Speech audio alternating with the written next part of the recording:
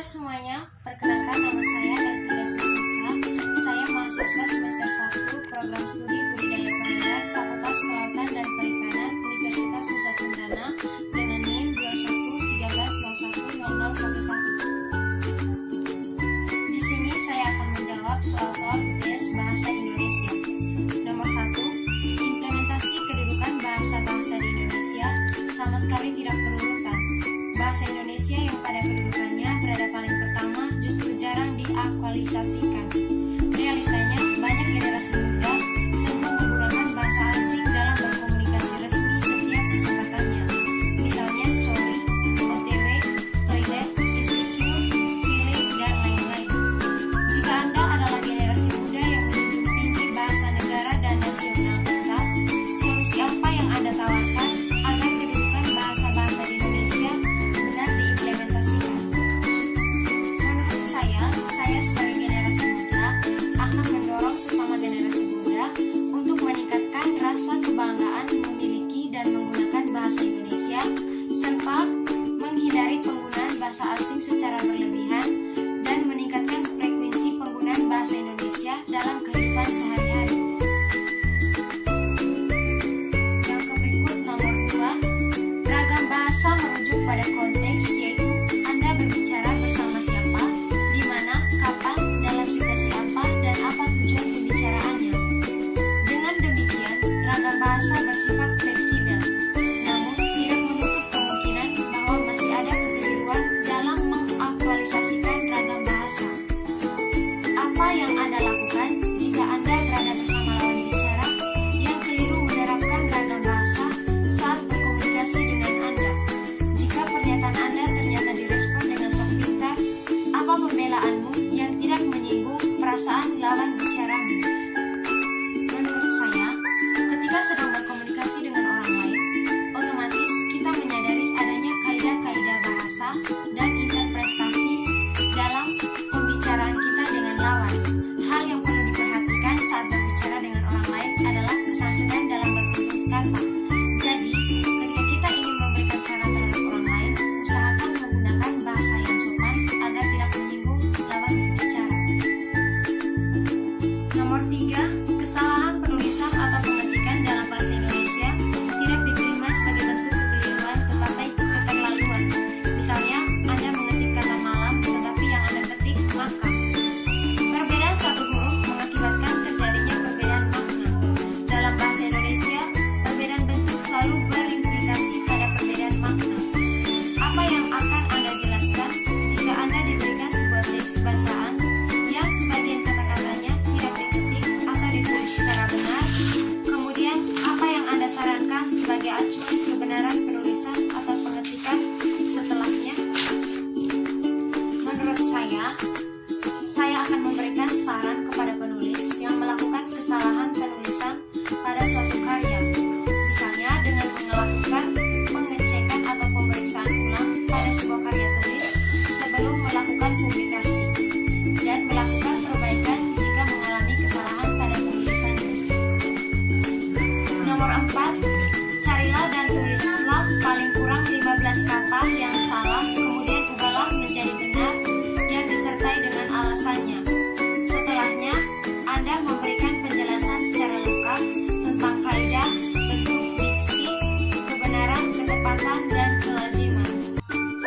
Kata yang pertama adalah kata praktek atau praktik.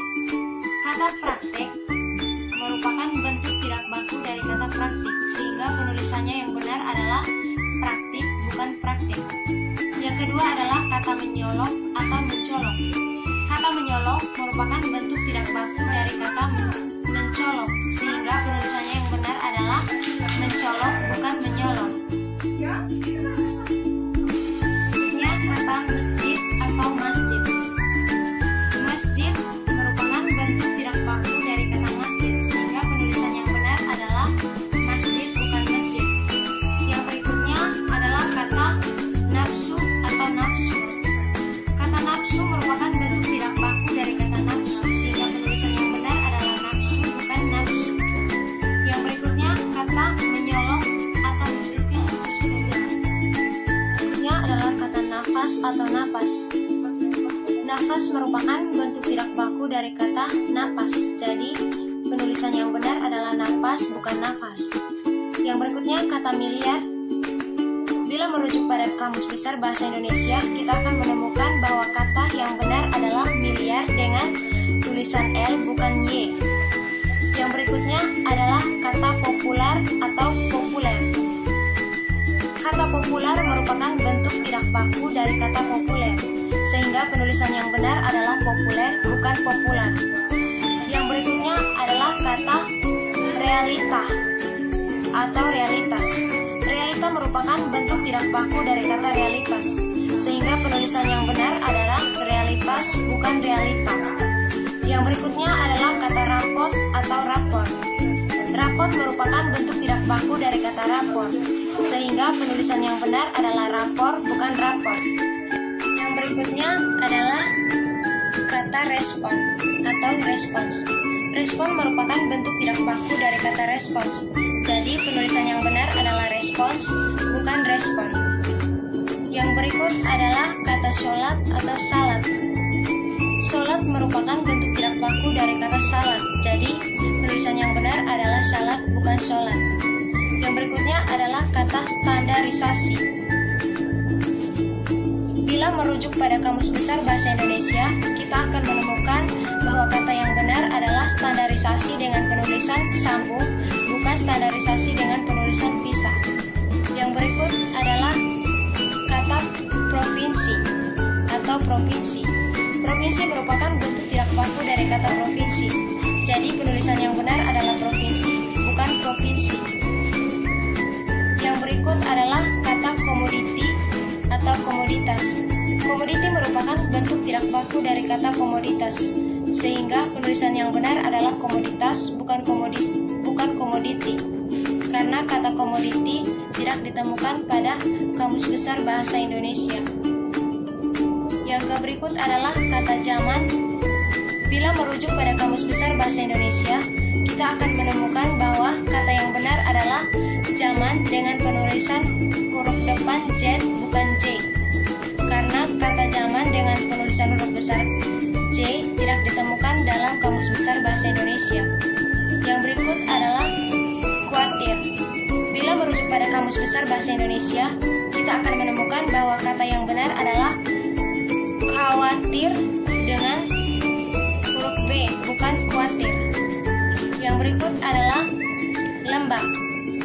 Bila merujuk pada Kamus Besar Bahasa Indonesia, kita akan menemukan bahwa kata yang benar adalah lembab dengan akhiran P, bukan B.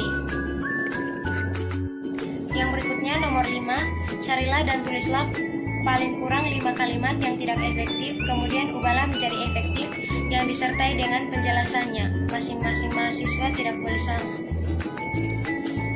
Contoh kalimat yang pertama, misalnya, karena harga barang pokok terus melambung tinggi, maka rakyat menderita kelaparan.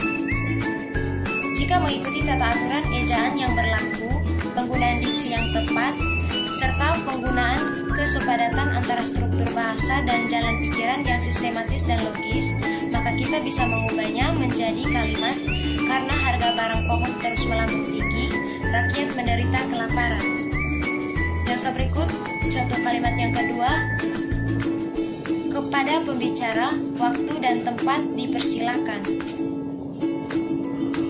Jika mengikuti tata aturan ejaan yang berlaku, serta unsur subjek dan predikat dalam kalimat, dan penggunaan diksi yang tepat, maka kita bisa mengubahnya menjadi kepada pembicara, waktu dan tempat disediakan.